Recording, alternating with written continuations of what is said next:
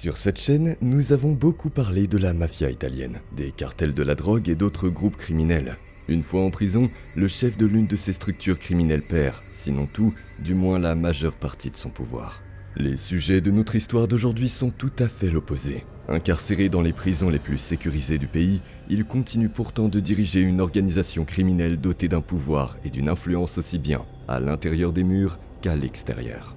À l'extérieur, ils produisent et vendent de la drogue, fournissent des armes aux cartels mexicains et possèdent leur propre banque.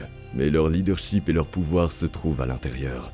C'est à partir de là, à l'aide de lettres cryptées, d'encre invisible et de gardes corrompus, qu'ils coordonnent des meurtres à forfait et des transactions de plusieurs millions de dollars à travers les États-Unis et au-delà. Ils constituent probablement l'un des exemples les plus réussis du phénomène connu sous le nom de gang de prison. Et si vous souhaitez en savoir plus, découvrez l'Aryan Brotherhood du mauvais côté de la loi. Nous sommes à la fin des années 1960. La prison de haute sécurité de Californie, San Quentin, est un véritable chaudron bouillonnant de violence et de haine raciale. Les détenus s'y sont spontanément divisés selon des critères raciaux. Les détenus noirs se sont unis sous la bannière de la Black Guerrilla Family, dont l'idéologie était étroitement liée à des mouvements radicaux, tels que les Black Panthers et la Nation of Islam. Les prisonniers hispanophones ont formé la mafia mexicaine, la M. Ces groupes dominaient la prison, contrôlant ses couloirs et le trafic de contrebande. Les détenus blancs, devenus minoritaires et constamment pris pour cible, n'eurent d'autre choix que de s'unir pour assurer leur propre survie. C'est ainsi qu'est né le Diamond Tooth Gang, surnommé les Dents de Diamant. Pour semer la peur chez leurs adversaires, ses membres collaient des éclats de verre brisés sur leurs dents. Lorsqu'ils souriaient, la lumière du soleil se reflétait sur ces diamants improvisés, créant une image inquiétante. Malgré le caractère inhabituel de cette action, l'effet d'intimidation fonctionnait bien, et le gang s'est fait connaître de manière assez bruyante. Plus tard, pour des raisons perdues dans la légende carcérale, le gang a changé son nom pour devenir le Bluebird Gang. Mais très vite, le gang a ressenti le besoin d'une ferveur idéologique et pas seulement d'une image frappante. Il adopta alors une idéologie bien connue, largement représentée à travers le monde et interdite dans pratiquement tout le monde civilisé. L'Aryan Brotherhood est apparu, proclamant ouvertement la supériorité de la race blanche et une loyauté sans faille envers les siens. La devise devint rapidement « Blood in, blood out », du sang pour entrer, du sang pour sortir. Cela signifiait que tout candidat souhaitant rejoindre la fraternité devait tuer une personne, ce qu'on appelait faire ses preuves. Il est important de souligner qu'il ne s'agissait pas simplement de participer à une bagarre sanglante ou à une attaque aléatoire. Faire ses preuves signifiait commettre un meurtre rituel. Dans ce contexte, le meurtre était imprégné d'une signification très profonde.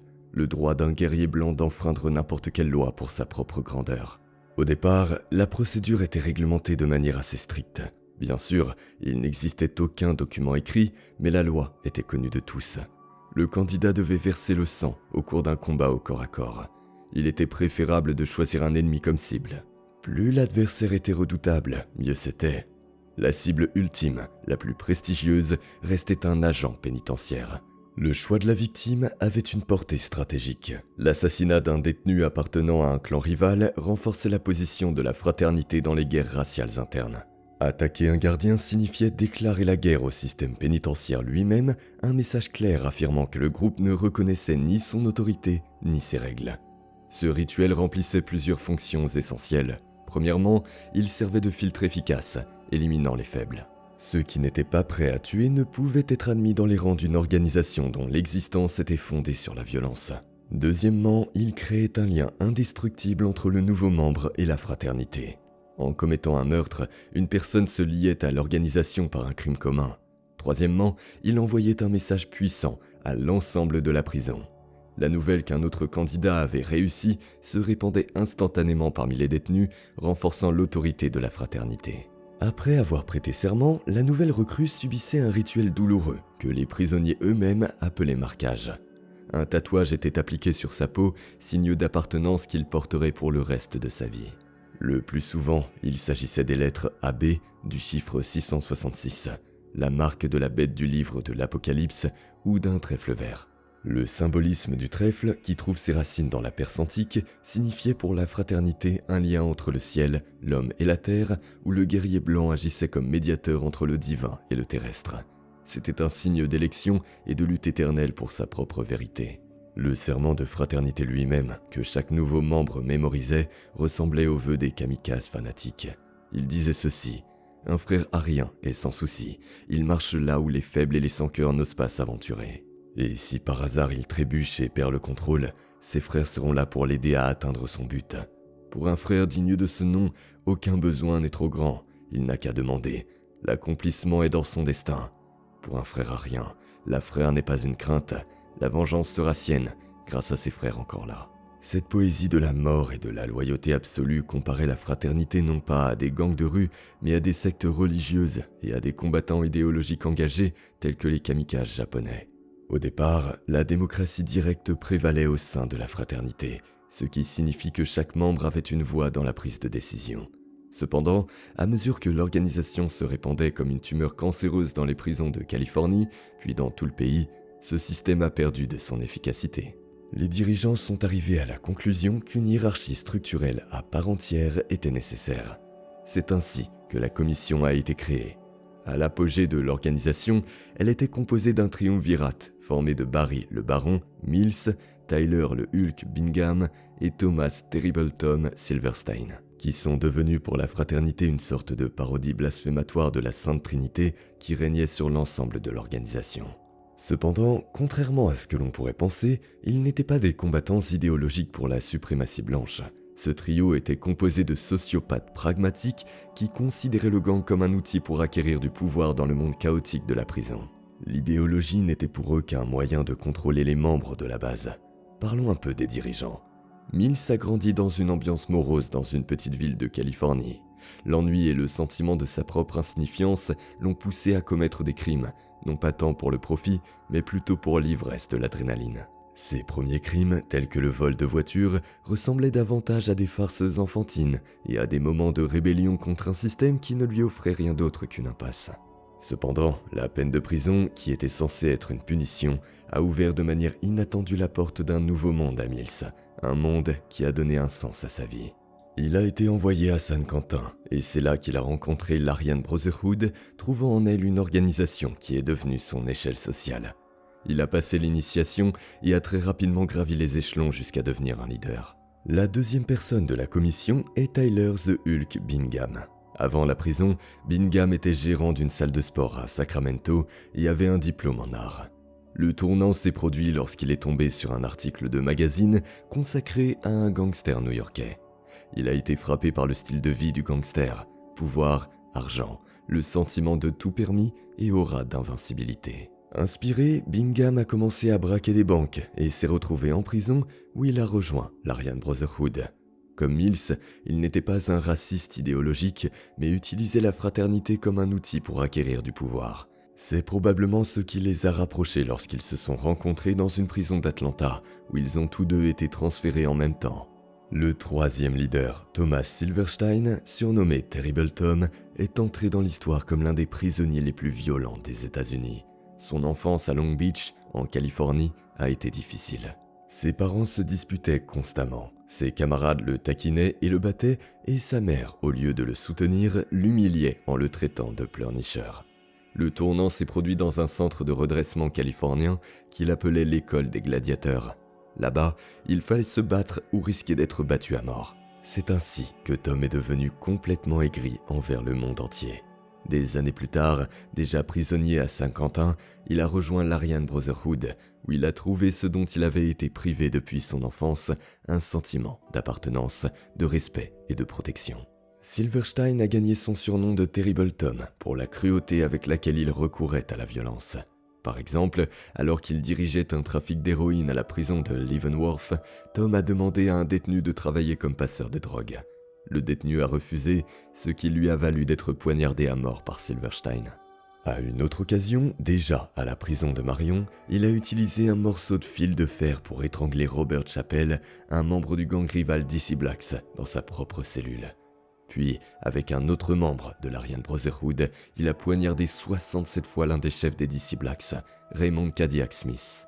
Mais le point de non-retour a été atteint avec le meurtre du gardien Merle Klotz en 1983. Tom, avec l'aide de ses complices, a réussi à retirer ses menottes et à attaquer le gardien qui avait précédemment confisqué ses effets personnels. Plus tard, Tom a décrit la sensation qu'il avait éprouvée en poignardant sa victime avec une fierté douloureuse, se comparant à l'ange de la mort. L'attaque n'était apparemment pas spontanée, la clé des menottes avait été volée à l'avance et un couteau avait été préparé, qui a été remis à Tom juste avant l'attaque.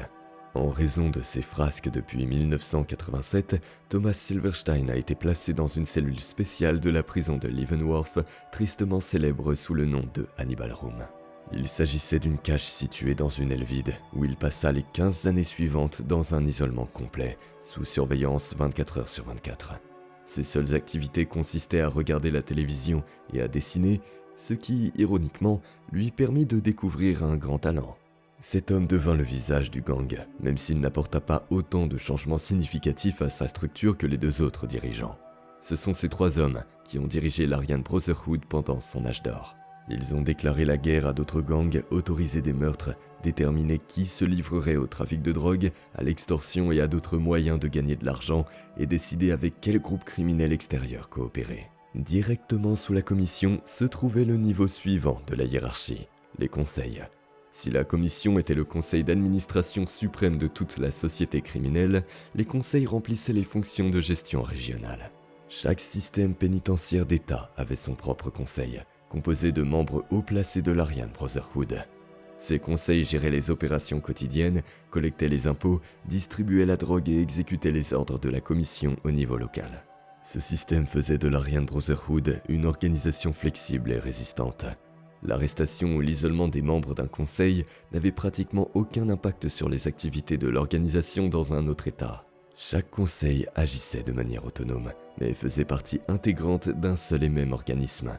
À la tête de chaque prison se trouvait le Senior Brother, le shot caller. Il était le chef suprême, le lien entre le conseil ou la commission et la vie à l'intérieur d'un établissement particulier. C'est lui qui recevait les ordres cryptés et les exécutait, et il était également responsable des décisions clés au sein de la prison, telles que la déclaration de guerre, l'autorisation de meurtre et la distribution de drogue et de finances. Le bras droit du chef était le capitaine. Si le Senior Brother était un stratège, le capitaine s'occupait de la tactique, responsable de la discipline interne et de l'exécution physique des sentences. Ses fonctions comprenaient également la conduite des cérémonies d'initiation, lors desquelles un nouveau venu devait commettre un meurtre, ainsi que la direction personnelle des actions punitives. Le conseiller était chargé de la gestion quotidienne des ressources et des négociations. Il agissait en tant que diplomate dans les conflits avec d'autres groupes et en tant que financier, contrôlant la collecte et le blanchiment des fonds. Souvent, il était également expert en cryptage et en canaux de communication sécurisés. Le cœur de la puissance du groupe reposait sur les soldats, des membres à part entière qui avaient subi un baptême sanglant et étaient marqués d'un tatouage. Ils constituaient la force principale dans les territoires carcéraux, assurant la présence physique de la confrérie. Ils étaient chargés de distribuer la drogue et de recueillir des informations, et sur ordre, ils se transformaient en une unité de combat cohésive. Au niveau le plus bas de la hiérarchie se trouvaient les prospects, Baker Woods. Ils effectuaient les tâches les plus sales. Leur statut était temporaire et instable. Ils bénéficiaient de la protection conditionnelle de la fraternité, mais pouvaient être sacrifiés à tout moment. En dehors de la structure principale se trouvaient les associés, des contrebandiers et des mercenaires externes qui travaillaient avec la fraternité, mais n'en étaient pas membres. Bien que la fraternité d'Aryan soit avant tout un gang de prisonniers, elle a également besoin d'argent pour exister. La première façon dont elle obtient de l'argent est en vendant sa protection. Lorsque les chefs de gang étaient incarcérés, leur protection habituelle disparaissait s'ils se retrouvaient dans une prison où il n'y avait pas d'autres membres de leur gang. C'est là qu'intervenait la fraternité, offrant une protection ou une autre aide musclée en échange d'argent ou de services. Par exemple, John Gotti, pendant qu'il purgeait sa peine, a demandé à la fraternité de tuer l'homme qu'il avait battu. La deuxième source de revenus est le trafic de drogue dans les prisons. Prenons l'exemple du réseau de Thomas Silverstein et John Marsloff. La drogue était livrée à la prison par les petites amies ou les épouses des membres du gang, qui la transportaient dans un préservatif caché dans leur bouche. Lors d'une visite, la jeune fille embrassait son homme et lui passait le préservatif dans la bouche. Ils l'avalaient afin que la marchandise ne soit pas découverte lors d'une fouille ultérieure. Si tout se passait bien, le préservatif ressortait naturellement et la marchandise se retrouvait dans la prison. Ensuite, des revendeurs locaux tels que John Marsloff entraient en scène. Ils recevaient la drogue, la divisaient en petits sachets et la vendaient. La marge réalisée par rapport au coût d'achat ou de production pouvait atteindre des milliers de pourcents. Cette astuce, qui transformait 10 cents en plusieurs centaines de dollars, était rendue possible par un réseau externe complexe. L'acheteur contactait une personne à l'extérieur, généralement un parent, qui transférait ensuite l'argent à une personne de confiance travaillant pour Marsloff. L'argent était remis en espèces ou déposé sur un compte dans une banque locale. Lorsque Tom avait besoin de son argent, il envoyait des membres d'un gang associé à l'extérieur, des motards, des Nazi Lowriders, pour le récupérer en espèces. C'est à ce stade que Marsloff, tenté par la facilité avec laquelle circulaient d'énormes sommes d'argent, commit une erreur fatale. Il décida que son travail et le risque qu'il prenait ne valaient pas 20%, mais 30%, et commença à retenir une partie de l'argent. Mais dans un empire fondé sur la peur et le contrôle total, une telle décision financière indépendante équivalait à une condamnation à mort. Tom envoya une lettre à Baron Mills, lui ordonnant de s'occuper de l'affaire. Mills, avec l'aide d'un autre membre de la fraternité, poignarda Marsloff à mort dans les toilettes de la prison, lui coupant pratiquement la tête. C'était un signal clair et sans ambiguïté pour tout le monde. Il n'y avait pas de place pour l'arbitraire dans l'empire financier de l'Aryan Brotherhood. Chaque centime devait atteindre sa destination, et toute trahison était immédiatement punie. Pendant longtemps, le grand public et même les forces de l'ordre ont eu une vision simplifiée de l'Aryan Brotherhood, la considérant comme une organisation raciste fanatique dont l'idéologie de suprématie blanche était intransigeante et inébranlable. Cependant, la réalité s'est avérée plus complexe et cynique. L'exemple le plus frappant est l'alliance stratégique entre l'Aryan Brotherhood et la mafia mexicaine, l'AME. La figure clé ayant servi de passerelle entre ces deux organisations fut Rafael González Munoz. Cet homme était l'un des leaders de l'AME lié aux trafiquants de drogue mexicains. Il a commencé avec la marijuana, puis, suivant la demande du marché de la drogue, il est passé d'abord à la cocaïne, puis à la méthamphétamine. Son réseau de trafic de drogue s'est étendu à travers le sud de la Californie, l'Arizona et le Texas jusqu'à ce que la Drug Enforcement Administration fasse une descente dans l'un de ses entrepôts et arrête González Munoz lui-même. Il a finalement été condamné à 30 ans de prison et envoyé à l'USP Beaumont. C'est là qu'il entra en contact étroit avec l'Aryan Brotherhood, qu'il étudia leur structure organisationnelle et qu'il décida de tenter de nouer avec eux une alliance d'affaires. La rhétorique de la fraternité était certes imprégnée de racisme, mais à ce stade, leur philosophie avait considérablement évolué. L'idée de suprématie blanche s'était progressivement transformée en celle de pouvoir gangster indivisible. La suprématie n'était plus comprise dans un sens racial étroit, mais dans un sens absolu. Ils cherchaient à se placer au sommet de la chaîne alimentaire, et si cela signifiait atteler leur cheval pourri au chariot du gang mexicain, comme auraient pu le dire leurs ancêtres idéologiques, alors ils étaient prêts à franchir le pas. En signe de respect, ou peut-être de mépris caché, la fraternité donna à González Munoz le surnom de Cisco. Il s'agissait d'une référence à un vieux film western dans lequel Cisco était l'acolyte du personnage Pancho, et le surnom n'était pas donné en l'honneur du chef du duo.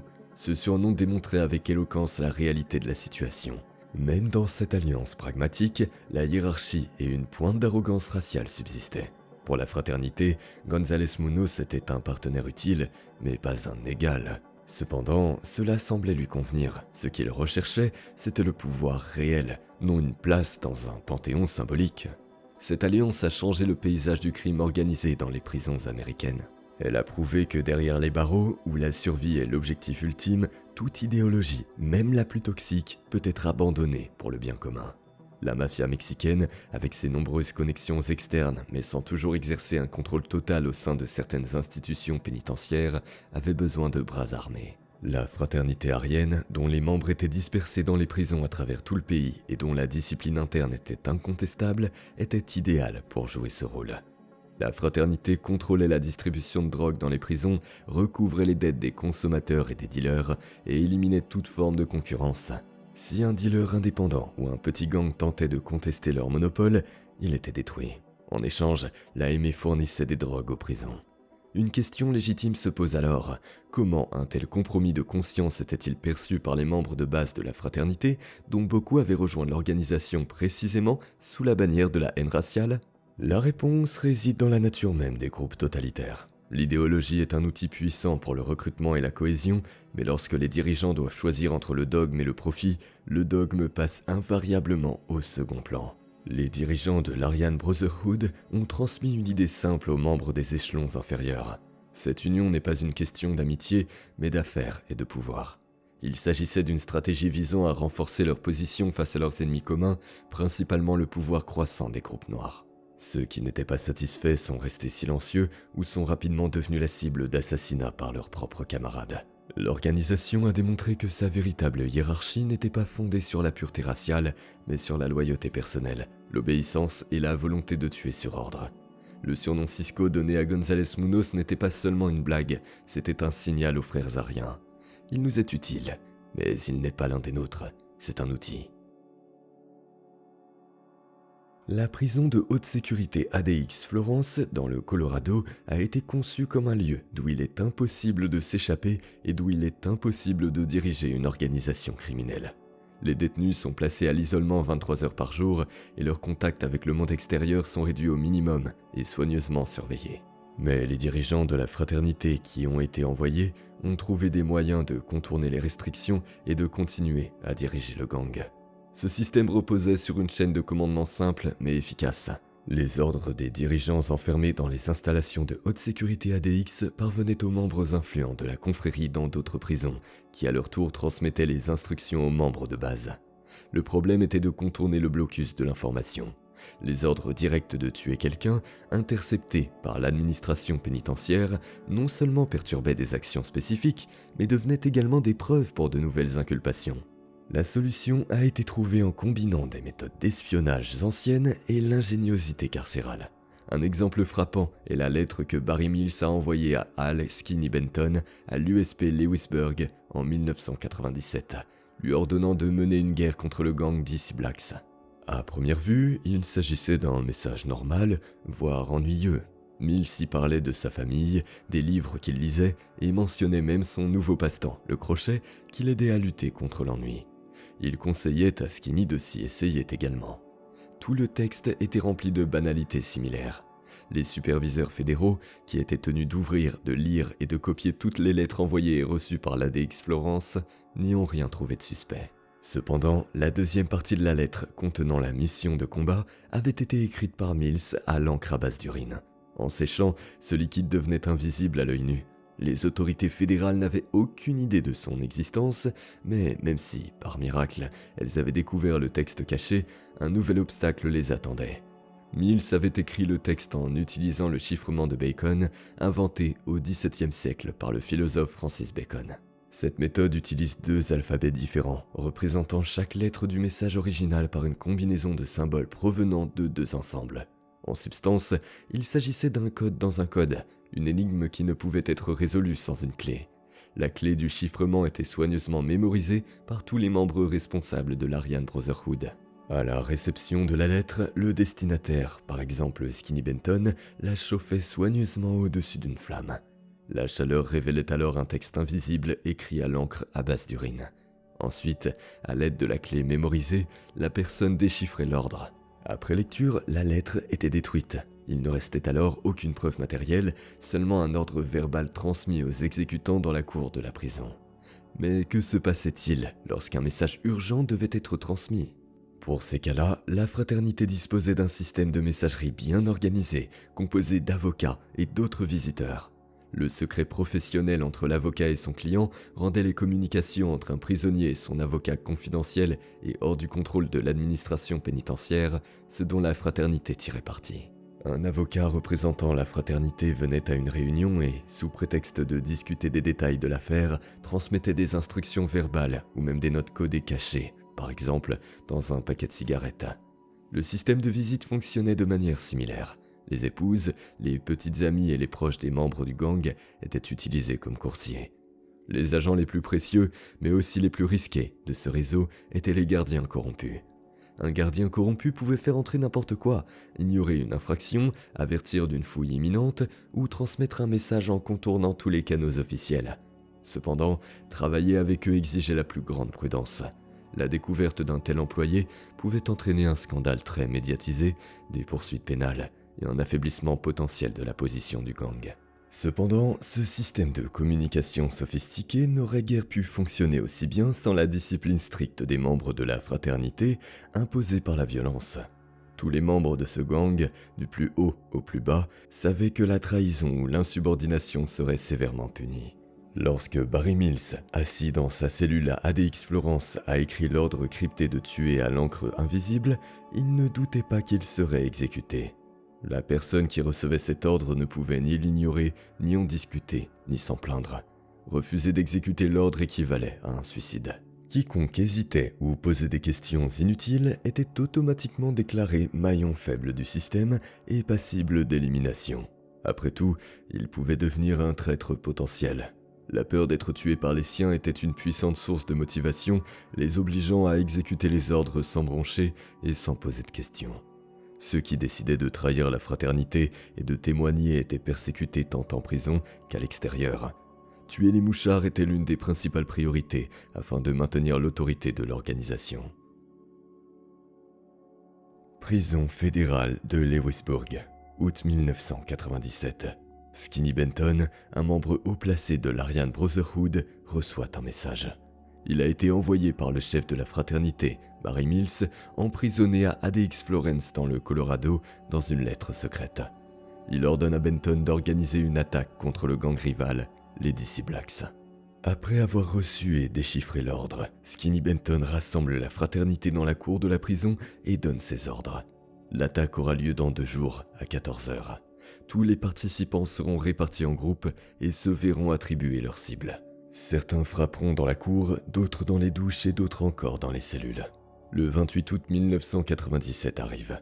À 14h précises, la prison de Lewisburg est la mise en scène d'une attaque à l'Aryan Brotherhood que les chercheurs qualifient de chaos contrôlé. De l'extérieur, cela ressemble à des affrontements chaotiques entre gangs rivaux, mais il s'agit en réalité d'une opération soigneusement planifiée. Dans les douches, 4 membres des DC Blacks se lavaient et riaient, se sentant à l'aise. Leurs armes étaient posées avec leurs vêtements à quelques mètres de là. Une erreur fatale due à leur confiance dans le fait que personne n'oserait attaquer 4 durs à cuire.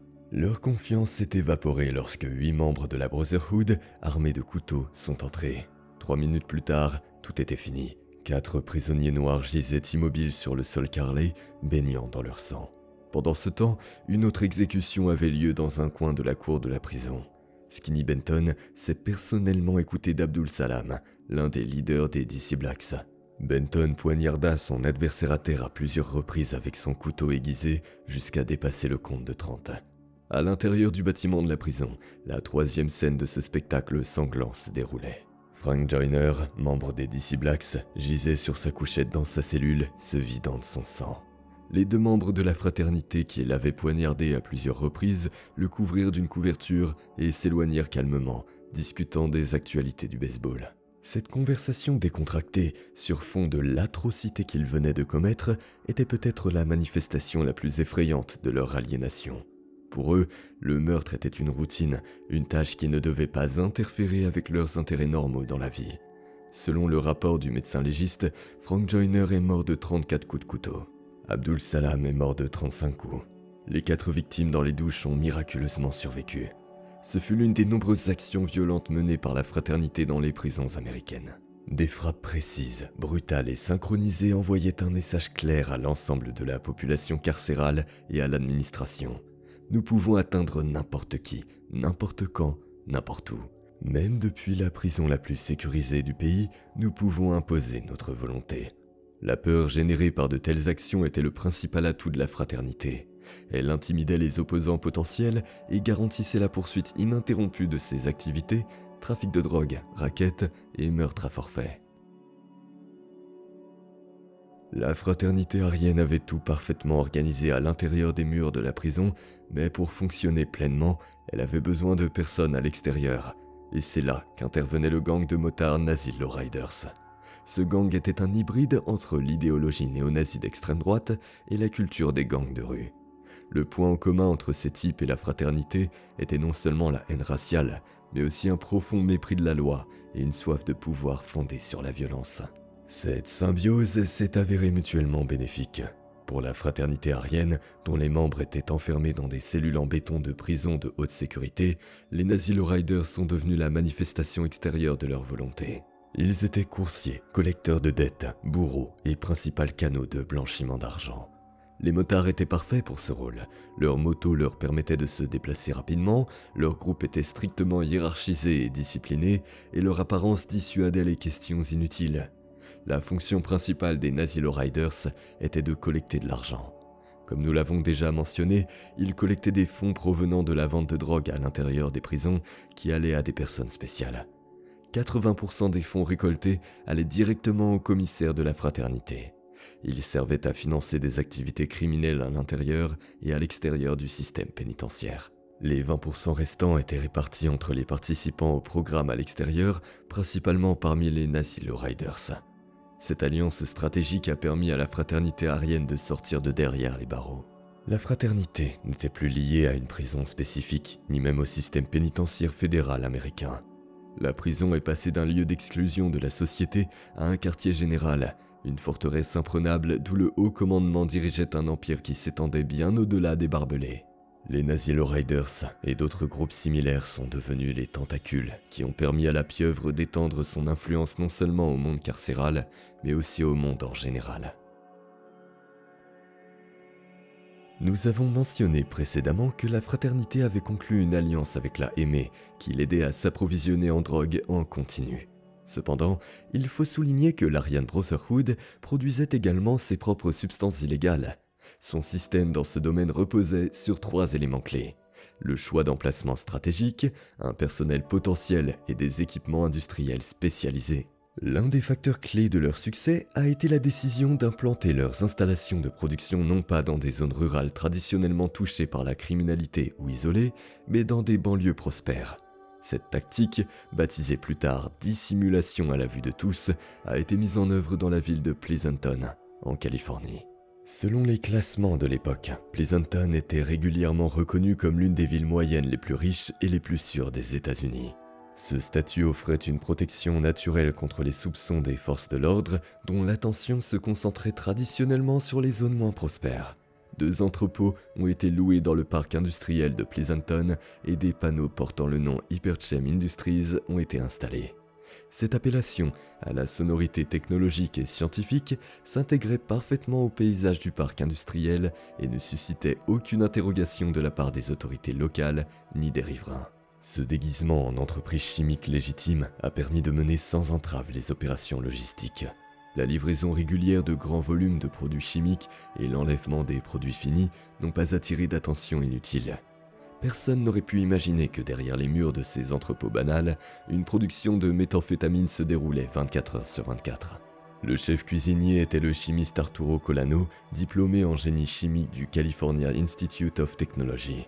Véritable architecte de l'ensemble du procédé industriel, il était responsable de son optimisation, de sa sécurité et de la qualité finale du produit.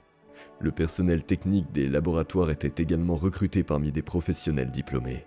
L'équipe de base était composée d'anciens spécialistes en informatique, d'ingénieurs et d'autres cols blancs qui, après l'éclatement de la bulle Internet au début des années 2000, avaient perdu leurs emplois bien rémunérés et avaient été contraints d'accepter des postes moins bien payés. Ces personnes étaient très intelligentes, apprenaient vite et étaient habiles à travailler avec des technologies complexes. L'équipement installé dans les entrepôts de Pleasanton contrastait fortement avec les installations primitives des laboratoires artisanaux.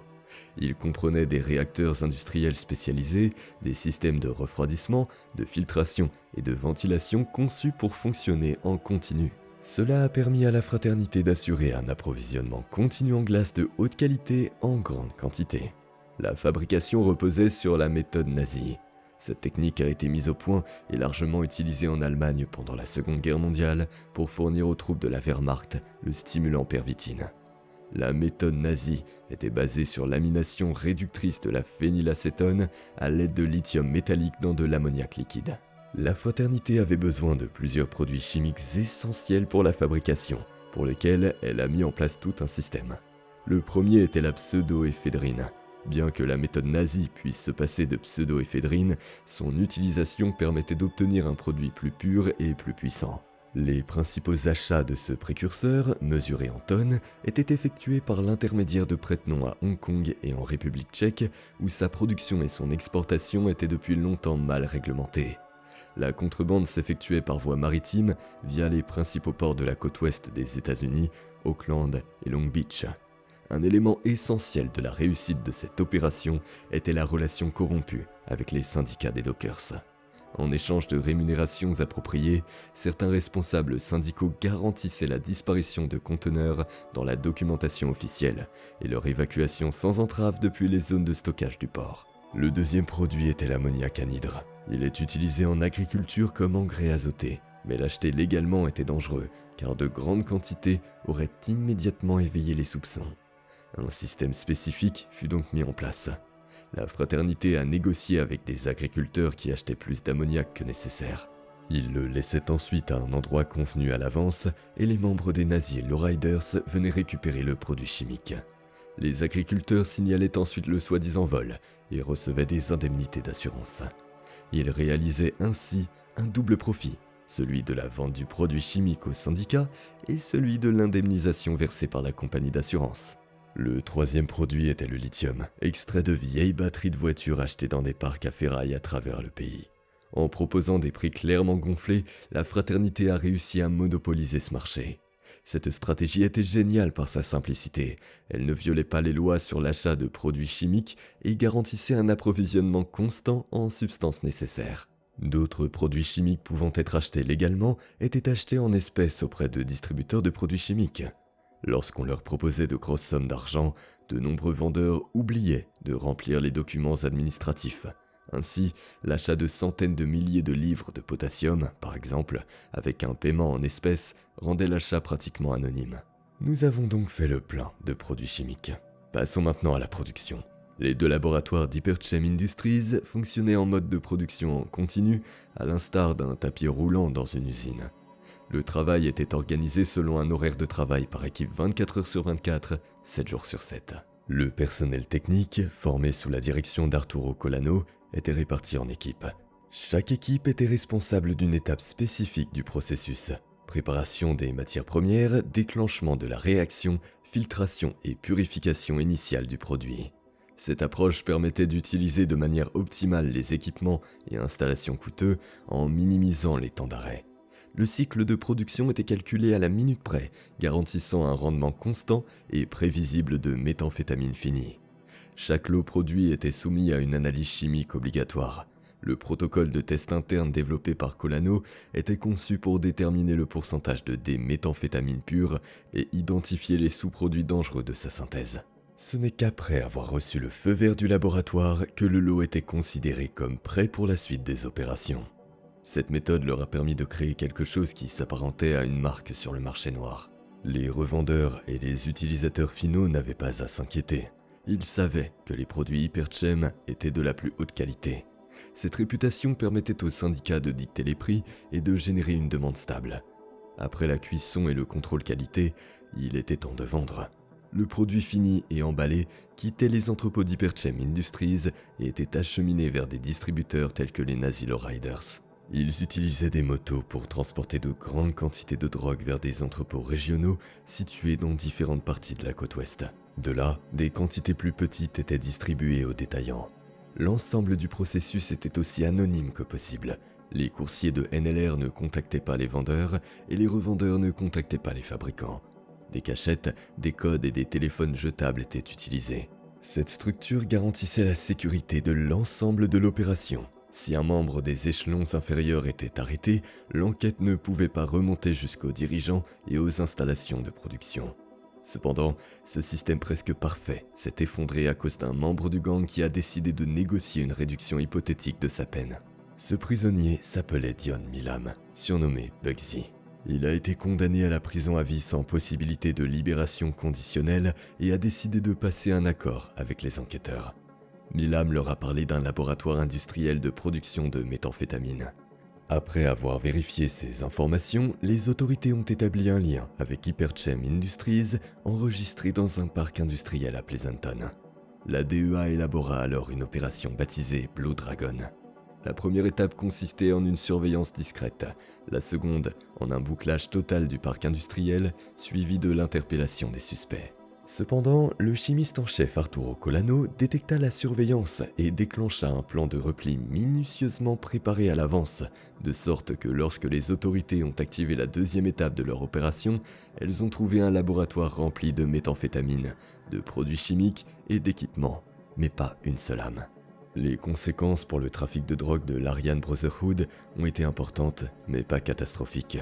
L'élimination d'Hyperchem Industries a temporairement perturbé l'approvisionnement stable en méthamphétamine de la côte ouest, mais l'organisation elle-même, dont la structure financière et opérationnelle était diversifiée, n'a pas été décapitée et a finalement repris ses activités, bien qu'à une échelle moindre. Outre le trafic de drogue, un autre pilier de la solvabilité financière était le trafic d'armes, principalement vers le Mexique, où les cartels étaient plongés dans le chaos de querelles sanglantes constantes entre eux et avec l'État, comme nous l'avons évoqué dans plusieurs de nos vidéos. À commencer par les cartels du Golfe et Los Zetas, jusqu'au cartel des Chevaliers Templiers et Jalisco Nouvelle Génération. Ce conflit permanent a provoqué une demande constante d'armes. Les cartels, qui possédaient déjà d'énormes arsenaux d'armes légères, avaient un besoin urgent d'armes plus lourdes type militaire. Le problème n'était pas l'argent, leurs fonds étaient pratiquement illimités, mais le manque de canaux d'approvisionnement fiables, évolutifs et réguliers. C'est ce vide que l'Aryan Brotherhood a décidé de combler. Le cerveau derrière cette opération était Barry, le baron Mills, l'un des principaux dirigeants de l'AB, qui avait passé des décennies dans un isolement presque total. Il a donné l'ordre aux membres des Nazi Lowriders et d'autres gangs alliés de s'engager dans l'armée en choisissant spécifiquement des spécialités militaires liées au Quartermaster Corps, ce qui leur donnait un accès direct au dépôt d'armes. Ces membres de la fraternité sont devenus des fournisseurs, volant et faisant passer clandestinement des armes de manière systématique. Parallèlement, un travail a été mené sur le front civil. Des membres et des complices de la fraternité ayant un casier judiciaire vierge ou des documents falsifiés ont été embauchés pour travailler au gigantesque dépôt militaire de Hawthorne par l'intermédiaire de son sous-traitant Day N. Zimmerman. Il n'était pas difficile d'infiltrer un système qui employait 14 000 civils. Ces agents internes ont profité de toutes les occasions pour voler, qu'il s'agisse de petits lots transportés sous leurs vêtements ou de l'organisation de caravanes entières de camions volés. L'élément critique suivant était un centre logistique pour regrouper et transborder toutes les marchandises volées qui a été mis en place dans un grand entrepôt à San Diego. Dès que les armes y arrivaient, les étiquettes sur les boîtes identifiant le contenu comme des armes étaient remplacées par des étiquettes indiquant qu'elles contenaient des pièces de rechange pour des machines agricoles. Ces boîtes étaient ensuite chargées dans un camion avec de véritables pièces détachées qui étaient placées plus près de la porte afin que les douaniers, en observant les premières boîtes, puissent vérifier l'authenticité de la cargaison. La gestion de l'ensemble de ce flux était numérique et précise, comme dans les meilleures entreprises de logistique au monde. Chaque boîte camouflée était étiquetée avec un code barre qui était scanné pendant le chargement. Les données relatives à l'emplacement de la cargaison, à son itinéraire et à son heure d'arrivée étaient saisies en temps réel dans une base de données informatique. Tout ce système a permis à la fraternité de maintenir un flux continu d'approvisionnement, ce qui lui a permis de dominer le marché illégal des armes au Mexique, où la plupart de ses concurrents n'étaient pas en mesure d'offrir une telle cohérence et une telle variété. Cela a généré d'énormes profits, peut-être même supérieurs à ceux du trafic de drogue. Plus important encore, il s'agissait d'argent presque propre, qui passait par plusieurs étapes de blanchiment avant d'atteindre les comptes de la fraternité. Le succès du commerce des armes est devenu non seulement une source de richesse considérable pour la fraternité aryenne, mais aussi un catalyseur d'une transformation stratégique fondamentale. Conscient des limites des activités purement criminelles, Baron Mills a initié un nouveau changement ambitieux, faire passer l'organisation dans la sphère semi-légale. Les concrétisations pratiques de cette stratégie a été la création d'un réseau de concessionnaires automobiles et de motos. Ces concessionnaires disposaient de millions de dollars d'actifs, biens immobiliers, terrains et voitures neuves de luxe dans leur parking. L'argent provenant du trafic d'armes et de drogue a été investi dans l'achat de ces entreprises et de leurs stocks. Ensuite, l'argent, passant par les comptes bancaires légaux des concessionnaires et enregistré comme revenu provenant de la vente de voitures, est revenu dans la circulation parfaitement propre. De plus, chaque vente effective d'une voiture ou d'une moto générait un profit supplémentaire, désormais tout à fait légal. Ainsi, la fraternité non seulement blanchissait son argent, mais commençait également à tirer profit de son propre capital sale, entrant dans le domaine des affaires respectables. Une attention particulière était accordée aux concessionnaires Harley-Davidson. Ces établissements, où des réceptions autour d'un verre de vin étaient organisées le samedi pour les clients fortunés, constituaient une couverture parfaite. Tandis que des présentations destinées aux avocats et aux médecins avaient lieu à l'avant, des camions discrets livraient de la méthamphétamine dans toute la région par la porte arrière, transformant le concessionnaire en un puissant centre de distribution.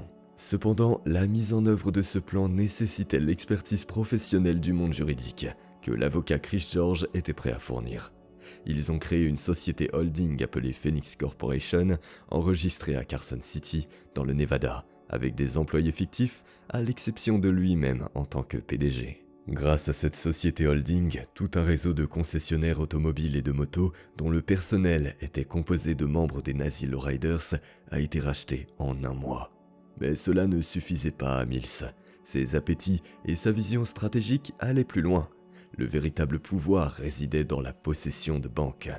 C'est ainsi que la petite Free Palms Community Bank, assurée par la Federal Deposit Insurance Corporation, FDIC, et réglementée au niveau de l'État de Floride, a été rachetée. Cette entreprise était l'aboutissement de la stratégie évolutive de Mills. La possession d'une banque a non seulement résolu le problème du blanchiment d'argent, mais elle a également ouvert l'accès à un crédit illimité, à des virements internationaux et à la création du labyrinthe financier pratiquement impénétrable de l'Aryan Brotherhood qui fonctionne encore aujourd'hui. L'année 2002 a marqué un tournant dans l'histoire de la fraternité. Les autorités, reconnaissant enfin le problème, ont décidé de le combattre en déployant la loi RICO. L'acte d'accusation a été initié par le procureur adjoint américain Gregory Gessner, qui, dans sa plainte de 110 pages, a désigné 40 membres de la fraternité comme coupables de 32 meurtres, plus de 100 tentatives de meurtre, de racket, de trafic de drogue et d'extorsion. Comme de nombreux accusés purgeaient déjà des peines à perpétuité ou presque, le simple fait d'ajouter des années supplémentaires à leur peine ne les effrayait ni ne les dissuadait. Le ministère public a requis la peine de mort, ce qu'il avait l'intention de faire. Pour mieux comprendre l'ampleur et l'attention que les autorités accordaient à ce problème, il faut savoir qu'une opération spéciale appelée Arrow a été mise en place pour transporter les prisonniers depuis les prisons où ils étaient détenus, opération qui devait être menée par 2 douzaines de marshals américains armés d'armes automatiques. Les premières cibles de ce raid à grande échelle étaient 2 des 3 principaux dirigeants de la fraternité, la commission. Barry le baron Mills et Tyler le Hulk Bingham étaient détenus à la prison de Pelican Bay. L'équipe d'assaut des Marshalls est d'abord entrée dans la cellule de Mills. Après avoir montré un peu de colère et s'être engagé dans une altercation verbale avec le commandant des Marshalls, Barry les a néanmoins suivis sans opposer de résistance physique. Cependant, dès que la porte de la cellule de Tyler Bingham s'est ouverte, celui-ci a sauté sur l'un des Marshalls et a tenté de lui prendre son arme. Les Marshalls l'ont électrocuté avec des pistolets paralysants et l'ont emmené dans l'avion qui devait transporter les prisonniers. Ces scènes, qui rappelaient davantage l'arrestation de militants particulièrement dangereux qu'un transfert routinier de prisonniers, en disaient long. Les autorités fédérales considéraient ces hommes non seulement comme des criminels condamnés, mais aussi comme des commandants de haut rang d'une organisation hostile dont l'influence s'étendait bien au-delà des murs de la prison. Mais ce n'était que le premier acte de l'opération Arrow. L'avion a décollé en direction de l'Est, où les 18 autres accusés, dispersés dans des prisons de haute sécurité à travers le pays, attendaient. Parmi eux se trouvait le 3e dirigeant de la fraternité, Thomas Silverstein. Il purgeait sa peine dans un établissement unique, la salle Hannibal, nommée d'après la cellule d'Hannibal Lecter dans le film Le silence des agneaux. Il s'agissait d'une cellule transparente, située dans une aile isolée de la prison de Leavenworth. Ici, il n'y avait ni jour ni nuit. Seulement la lumière éternelle et douloureuse des lampes. Pas de rasoir, pas de ciseaux, aucun contact avec d'autres personnes. Seulement une surveillance constante par des caméras et de la nourriture servie par un hublot. C'est ici que Terrible Tom a passé 15 ans occupé à dessiner et à regarder la télévision. Lors de son arrestation, 4 tasers ont été pointés sur Silverstein pendant qu'on le fouillait à la recherche d'armes. Il a ensuite été menotté, enchaîné et emmené rejoindre les autres dans l'avion. L'opération Arrow a été un succès. L'avion a atterri à Los Angeles où tous les prisonniers ont été répartis entre différents centres de détention en attendant leur procès, qui allait être l'un des procès les plus médiatisés d'un gang de prisonniers de l'histoire des États-Unis. L'opération elle-même et les mesures de sécurité sans précédent qui l'ont accompagnée ont envoyé un message clair. L'État n'était plus disposé à tolérer que des criminels condamnés à perpétuité continuent à diriger des entreprises depuis leurs cellules. Les autorités ont finalement reconnu l'Aryan Brotherhood non pas comme un groupe de hors-la-loi individuel, mais comme une organisation criminelle dotée de sa propre hiérarchie, de sa propre économie et de sa propre idéologie. Comme nous l'avons dit, elles ont décidé de lutter contre cette menace à l'aide de la loi RICO. Initialement, elle était utilisée pour lutter contre la mafia, mais elle a ensuite commencé à être appliquée dans la lutte contre tous les groupes criminels organisés. En vertu de cette loi, il était nécessaire de prouver que le défendeur faisait partie d'un tel gang et avait participé à ces activités en commettant au moins 2 des 35 crimes énumérés dans la loi sur une période de 10 ans. L'essentiel était que la peine prévue par cette loi était beaucoup plus sévère que si une personne était jugée pour chaque crime séparément. Par conséquent, l'avocat Gregory Gessner n'avait plus besoin de prouver que Mills avait personnellement poignardé quelqu'un à mort dans une cellule de prison. Il pouvait plutôt l'accuser d'être le chef d'une entreprise criminelle qui avait donné l'ordre du meurtre et que ce meurtre faisait partie de l'activité criminelle globale de la fraternité. Un crime commis physiquement par un membre régulier du gang dans la cour de la prison devenait légalement un crime dont les chefs, assis dans des cellules d'isolement, étaient coupables. La loi RICO permettait de considérer l'ensemble du gang comme une seule et même unité dont les dirigeants étaient le cerveau. Cependant, annoncer son intention d'appliquer la loi RICO et y parvenir devant un tribunal sont 2 choses différentes.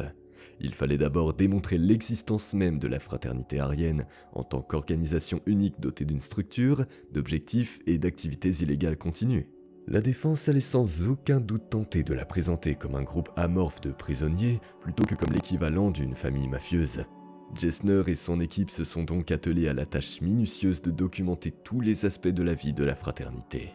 Ils ont étudié son histoire, depuis le Diamond Tooth Gang jusqu'à la commission, déchiffré ses rituels et répertorié ses symboles.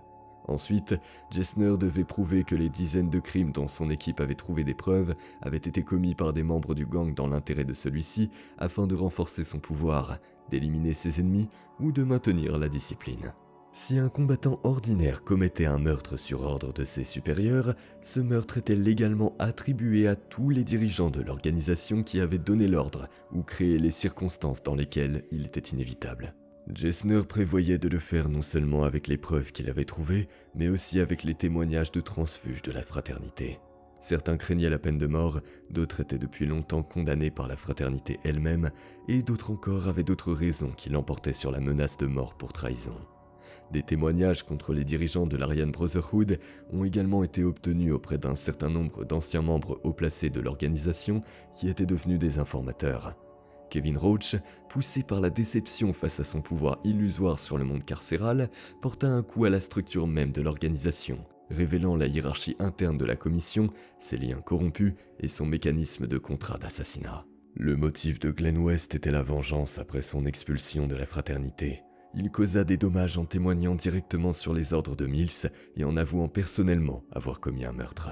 Le préjudice le plus important a été causé par Albert Skinny Benton, dont la seule chance de liberté était de coopérer avec l'enquête.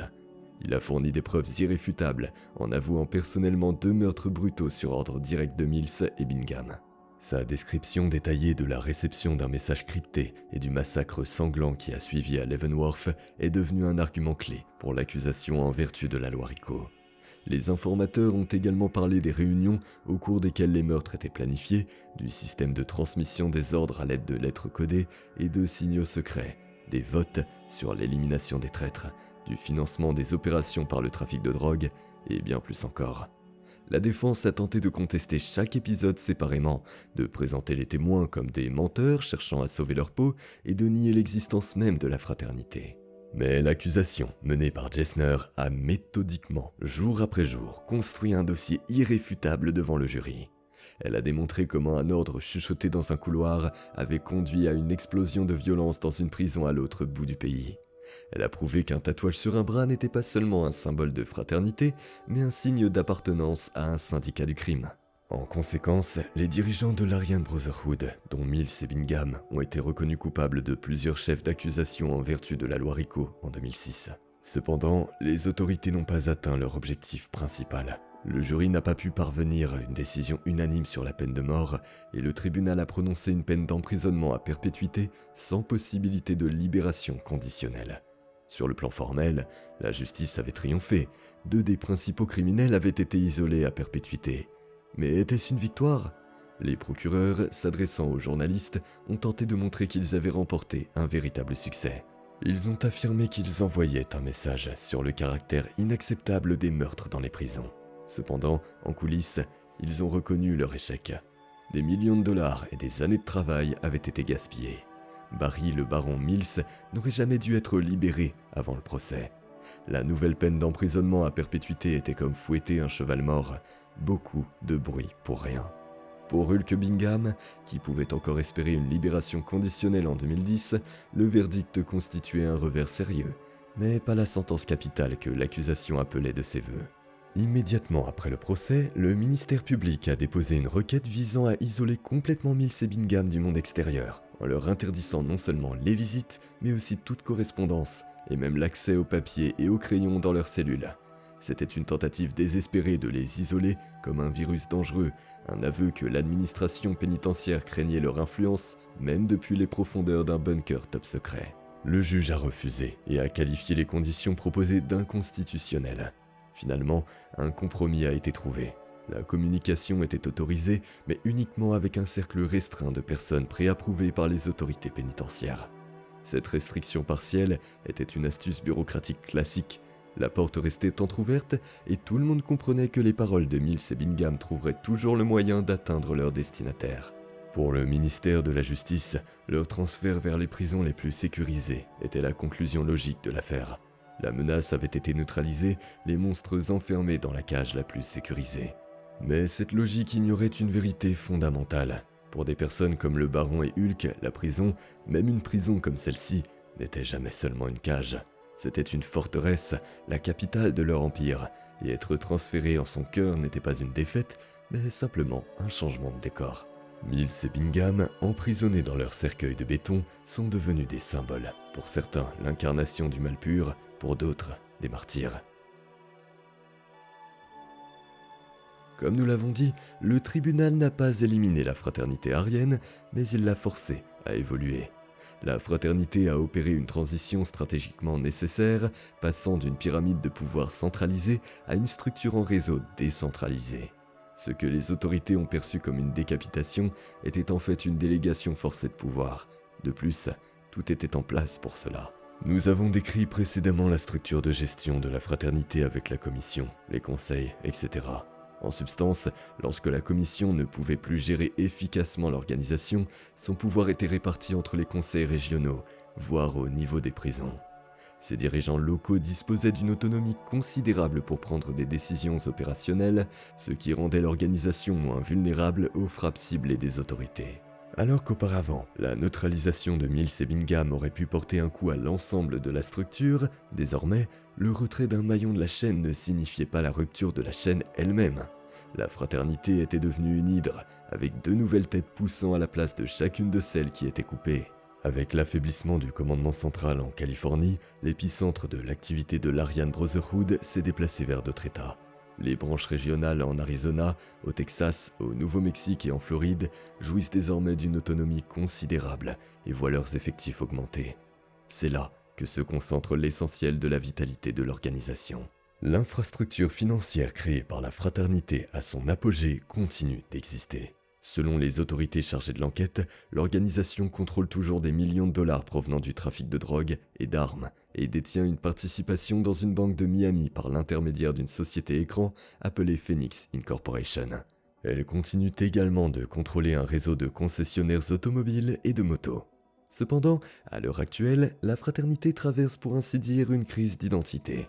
La décentralisation lui a permis de diversifier ses risques, mais elle a également creusé le fossé idéologique. À l'âge d'or de son expansion, le triumvirat de la Commission guidait fermement l'organisation sur la voie du pouvoir et de l'argent en utilisant l'idéologie de la suprématie blanche comme un simple carburant, un outil au service d'objectifs pragmatiques. Aujourd'hui, certains dirigeants ont perdu leur chemin, se tournant vers le néonazisme et l'identité chrétienne comme des fins en soi. De ce fait, les affrontements avec d'autres gangs pour des raisons raciales sont devenus plus fréquents, ce qui contredit parfois les objectifs des membres de la fraternité qui veulent plus de pouvoir et d'argent.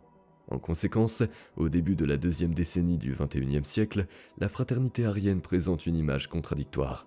D'une part, elle maintient une présence dans les systèmes pénitentiaires de nombreux États, dispose d'un vaste réseau à l'extérieur et contrôle d'importants flux financiers. D'autre part, elle a perdu son unité interne, son objectif stratégique et sa discipline. Un empire bâti sur la peur, une volonté de faire et le calcul froid s'enfonce peu à peu dans le chaos, un chaos né de son propre héritage et de l'évolution du monde qui l'entoure.